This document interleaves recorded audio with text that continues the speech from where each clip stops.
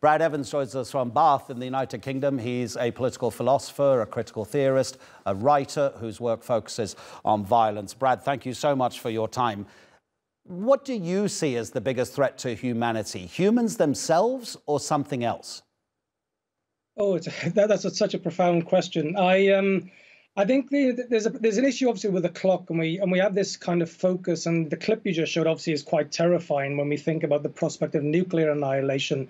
But I think the problem with the clock itself and the society in which we live in today, there are so many threats which could endanger humanity. My own understanding is that the greatest threat we face today is actually from artificial intelligence, which of course is not factored into the clock. But I understand this fixation on kind of the singularity of an event which could bring about kind of immediate annihilation. Yeah, that's interesting. I was going to ask you about AI, and I immediately think of the Terminator films and Skynet taking over the world and robots fighting against humans. But when you talk about how long it might take for the end to appear, everything that has existed, and I'm not a scientist, but I believe that everything literally that's ever existed has gone extinct. So presumably humans will too. Do you think the extinction will be quite quick? Or will it take a long time? By quite quick, I mean maybe 30 or 40 years. That's a click of a finger in terms of humanity's existence.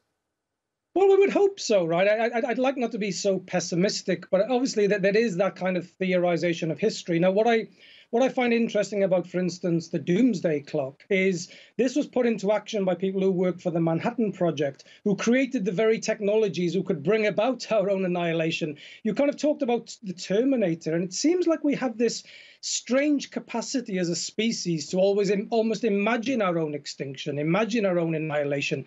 And let's take it from another way. If we were truly at this idea of 90 seconds to our own extinction, why doesn't that prompt us into a better action as a species to really take this idea much more seriously and to say, look, as a species, we want to thrive, we want to live. So why do we keep creating technologies that could bring about our very annihilation? That to me seems rather perplexing as an idea. Well, the way humanity is reacting to the climate crisis, Brad, it may be self-evident how we're not helping ourselves.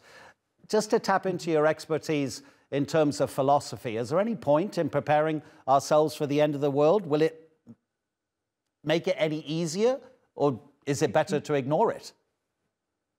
Well, I think there is an evident danger, obviously, that we become too fatalistic and we become too pessimistic on the idea. I have a genuine belief that humans are capable of transforming the world for the better.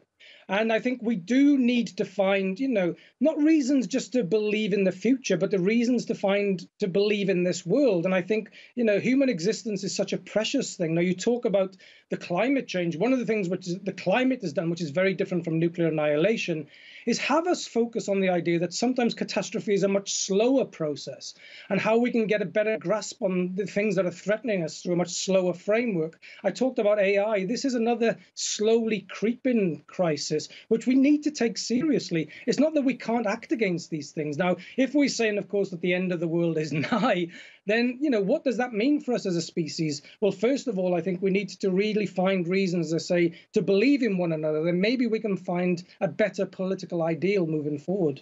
Well, the Mayans got it wrong. The ancient Assyrians, they got it wrong as well. We're all still here. But in terms of how we should approach our very own existence, and when we see what humans are doing to the planet, does it not appear to you that actually human beings are almost a kind of parasite? I don't know if any other animal that destroys the very thing that gives it life. Is it not possible that we might actually think that the Earth would be better off without humans? Because when we talk about the end of the world, we're not actually literally talking about the end of the planet. We're talking about the end of humanity and other things that live on it. But the planet will still be here. I think there's, we need to question this idea of what we mean by the human, right? Because I think there's a kind of a lot of dominant myths about the human. Like one of them, for instance, is the human is naturally violent. I don't believe that's the case, this idea that we somehow rapacious creatures. What history shows, actually, it takes a great deal for humans to actually become violent. And I think the same is the case for, the destruction of the environment. Of course, we all have to think about the kinds of lives in which we've been kind of invested in. But I think a large part of the destruction of the planet is there's actually the responsibility of a handful of individuals, really, in terms of, so this idea that we all need to kind of check our existences, of course, is something that we should all do ethically. But I don't buy into the idea that we just simply parasites on the planet or that we are rapacious creatures. For the most part, human beings are, to my experience, kind of humble, loving creatures. And I think that in that sense, we can reach for a better philosophy of life, which, of course, does require us to have a better ethical sensibility of what it means to live with one another on the planet. Very quickly, Brad, what lessons should we, I mean, we both got grey hair, we're probably not too far in age. What should we of our generation be teaching the younger generations? If you could just be brief. Slow things down. Right? We're living in an age today where everything has to be sped up.